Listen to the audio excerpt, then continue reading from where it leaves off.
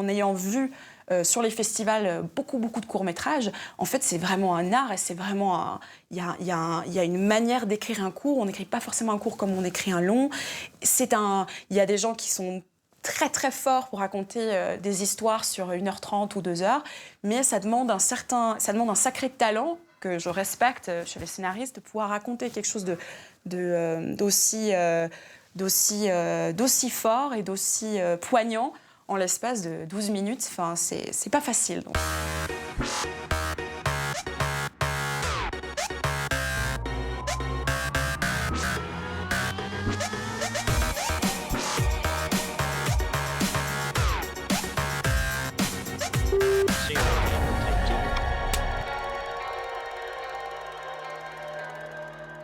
Bienvenue dans Cours Central, émission spéciale avec une productrice et actrice, Victoria Lacoste, issue de la grande famille de la marque en crocodile, patronyme d'un grand nom du tennis, joli clin d'œil à notre titre, Cours Central. Victoria est une jeune femme de caractère, on n'est pas par hasard, première étrangère admise à l'Université du Colorado pour étudier le théâtre classique.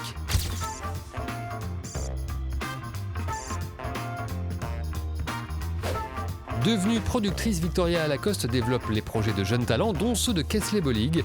Elle nous fait découvrir son second film, The Fourth Wall.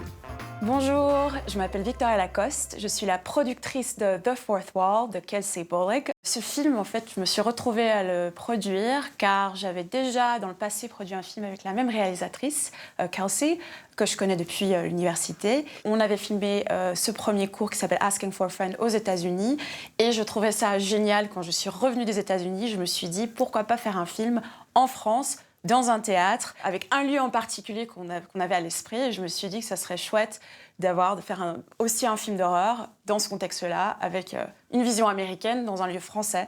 Et j'aimais bien ce contraste. Je le trouvais très intéressant et chouette à explorer. Donc moi, j'avais eu cette idée de le faire dans un théâtre et je lui avais dit, est-ce que tu peux écrire quelque chose, il faut que j'ai en gros quelque chose dans 3 jours, est-ce que tu peux avoir un scénario de près, un cours dans un théâtre. Je savais que ça allait être quelque chose, un film d'horreur, parce que je la connais, je connais son style. Et c'est vrai qu'elle m'a dit, bon, bah voilà, j'ai une idée, il faut que ça soit, on voulait faire tout en plan séquence, dans les couloirs d'un théâtre, dans les backstage. Et à la base, donc, j'avais un peu jeté mon dévolu sur un théâtre en particulier, et on s'est rendu compte avec Simon, on a fait, mais c'est pas possible, les couloirs sont beaucoup trop étroits, c'est dangereux. Et donc ça a été le challenge de trouver un lieu dans Paris avec de l'espace qui nous laisse avoir une certaine liberté créative, parce que la majorité des théâtres, si on arrive et qu'on dit bon, bah, on va filmer un film d'horreur, il va y avoir énormément de sang, on prévient, donc les gens qui vont mourir sur scène, ça vous dérange pas si on filme, et pour pas trop cher si possible, c'est pas gagné d'avance. Et ça a été un sacré... ça a été des mois de recherche et finalement, le Palais des Glaces a été suffisamment généreux pour nous donner le OK. Enfin, ça, c'était inespéré parce que c'est un théâtre magnifique avec beaucoup d'espace, c'est quelque chose de grandiose.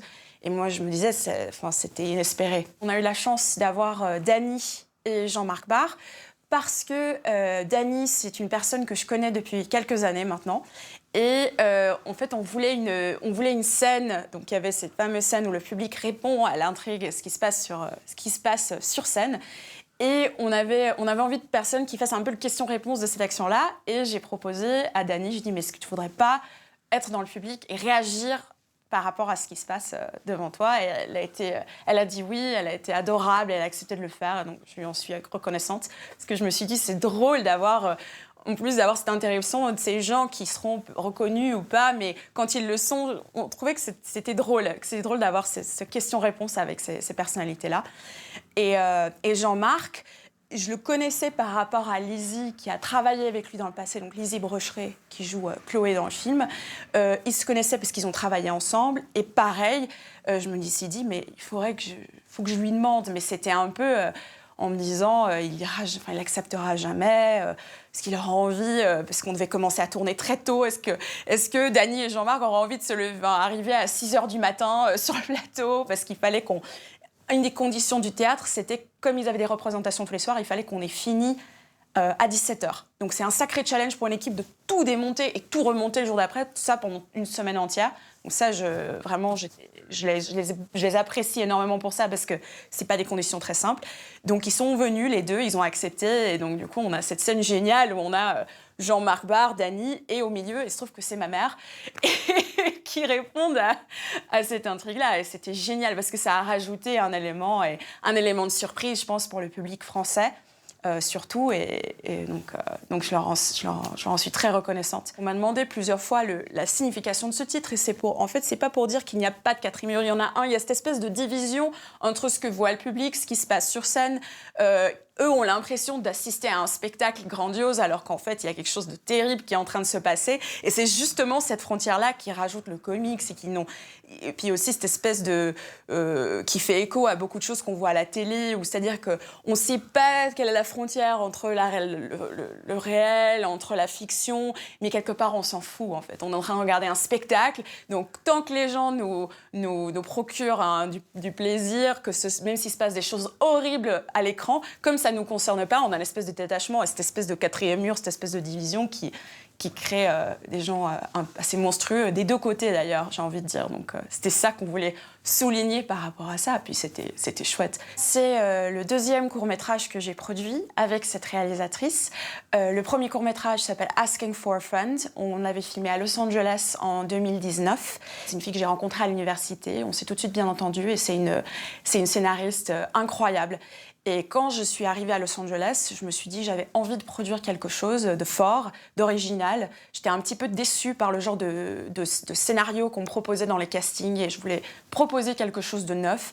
Et elle est venue vers moi avec ce scénario en me disant « il faut absolument qu'on le fasse ». Je peux le faire en cours, parce que j'avais effectivement une limite de temps à ce moment-là, j'avais plus que 6 mois. Et donc quand j'ai lu le scénario, j'ai fait « mais il faut absolument qu'on le fasse ». Et donc j'ai monté ma boîte de production et on a filmé ce cours-là ensemble, qui est aussi très ensanglanté et avec beaucoup, qui a présenté aussi pas mal de challenges à sa manière. C'était une sacrée expérience. Donc il y avait cette fameuse rave party avec du sang qui coule du plafond, un peu comme dans Blade à l'époque. Donc c'était l'idée. Et donc on n'a pas pu le faire dans l'appartement, on a été obligé de louer un studio en séparé. Et je me souviens que quand donc c'était la première journée de tournage, première fois, premier film, première prod, premier jour, on commence avec le plus difficile, donc énorme équipe. Il y avait 2 personnes qui s'occupaient de cet effet en particulier, qui avaient construit des espèces de douches avec des barils de sang qui arrivent sur le studio. Et il y a le propriétaire à côté de moi qui me dit « mais vous avez combien de litres de sang ?» Parce que je lui avais évidemment parlé de ce projet, mais je ne pense pas qu'il avait réalisé la magnitude de ce qu'on allait faire. Il m'a dit « non, mais vous avez beaucoup de sang ». Je dis « non, mais vous en faites pas, on va tout nettoyer, c'est promis ». Mais je l'ai vu hésiter en se disant « mais peut-être que c'est une très, très mauvaise idée ». Il m'avait dit la dernière fois qu'on avait loué ce studio, c'était pour qui avait fait quelque chose de similaire, c'était le groupe de métal Korn, qui avait aussi fait venir plein de barils de sang, et il m'avait dit on avait des mouches pendant des mois parce qu'en fait le sang est à base de sucre, donc ça attire plein d'insectes. Et je l'ai vu me raconter ça et j'ai vu le moment où il allait me dire non mais on ferme, c'est pas possible. Et finalement il nous a laissés. Et c'était une sacrée expérience parce qu'il faisait très froid, qu'on a tourné toute la matinée, mais qu'on a tourné jusqu'à tard dans la nuit. Donc il faisait froid, les pauvres figurants qui se sont retrouvés parce que le sang sèche sur la peau. Enfin, c'était une expérience à la fois, c'était génial de la voir se concrétiser devant la caméra, mais en même temps stressant parce que énormément de monde et beaucoup de facteurs et qu'on ne pouvait pas se louper parce qu'à partir du moment où le sang commençait à couler, on avait une prise et il fallait que ce soit la bonne. Donc on était en tension devant la caméra et je me disais mon Dieu, mais il ne faut pas qu'on se rate. Donc c'était quelque chose, ouais. La raison pour laquelle c'est un film de genre, c'est parce que la scénariste, en fait, et la réal, a toujours aimé les films d'horreur. Depuis que je la connais, ça a toujours été une passion pour elle. Elle a toujours rêvé d'être une des premières réalisatrices dans le film de genre, parce que c'est encore un milieu qui, pendant très longtemps, était extraordinairement masculin. Et elle trouvait qu'il y avait le genre méritait d'être renouvelé, en tout cas d'être vu par une vision peut-être plus féminine. Et quand je l'ai rencontrée, elle avait déjà cette passion-là. Et en plus de ça, alors on a eu entre guillemets de la chance, parce que quand on a décidé de créer The Fourth Wall, il y avait un engouement pour le film d'horreur qui depuis quelques années s'est renforcé, avec les films qui ont été oscarisés comme Get Out, il y a eu Hereditary qui a eu beaucoup de succès. Donc c'est un genre qui a gagné en prestige. C'est pas pour ça qu'on l'a fait, je précise, mais en tout cas, c'était déjà une passion de sa part. Et moi, elle m'a pris dedans. Et du coup, j'ai lu, c'était tellement fort et tellement bon que j'étais obligée de dire oui, disons, parce que c'était unique et que ça sortait du lot et c'était ce que je recherchais. Pour The Fourth Wall, en fait, c'est drôle parce que nous, on avait en tête pour le rôle principal on voulait une actrice qui ait cette capacité, qui est jouée aux États-Unis, mais qui ait aussi une carrière en France. Et moi, j'avais dit à Kelsey, j'aimerais bien jouer une méchante, en fait, quelqu'un qui soit pas vraiment, qui soit assez à l'opposé de qui je suis dans la vie.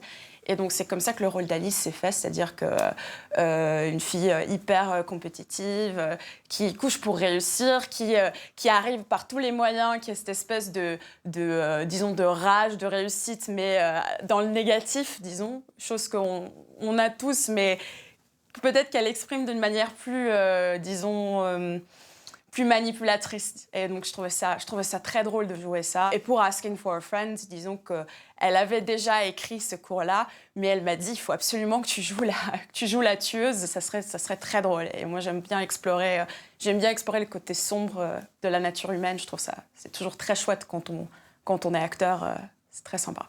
Moi, je voulais juste le faire, je voulais faire quelque chose de bien pour montrer ce que j'étais capable de produire, ce que j'étais capable de jouer, et elle, ce qu'elle était capable de réaliser et d'écrire, parce qu'elle écrit extraordinairement bien, et elle voulait aussi montrer ses talents. Donc c'était vraiment dans cette espèce d'osmose-là.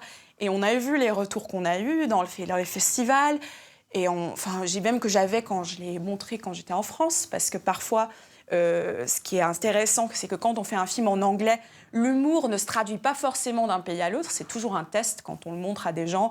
Et moi, je me suis dit, je croise les doigts, j'espère que les gens ici vont bien le recevoir. Et ça a été pareil, et d'autant plus sur The Fourth Wall. On a récemment gagné meilleur cours d'horreur à Holly Shorts, qui est un des plus gros festivals de films de courts-métrages au monde, et surtout aux États-Unis. Et c'est là où les Oscars font leur sélection. Et on a été un des 37 films qui a gagné un prix. Et là, je me suis dit, c'est qu'on a quelque chose. Elle a un style fort, elle a un style qui marque. Et je suis quelqu'un d'ouvert et évidemment, moi, mon but sur le long terme, c'est de créer des choses qui soient variées et sur un panel large. Moi, tant que le sujet est intéressant, tant qu'il sort du lot, qu'il propose quelque chose de différent, moi, je suis partante. Donc. C'est fini pour aujourd'hui, vous pouvez retrouver Cours Central sur le site de CS et nous poster vos commentaires et suggestions sur la page Facebook de l'émission. À la semaine prochaine pour un nouveau numéro de Cours Central.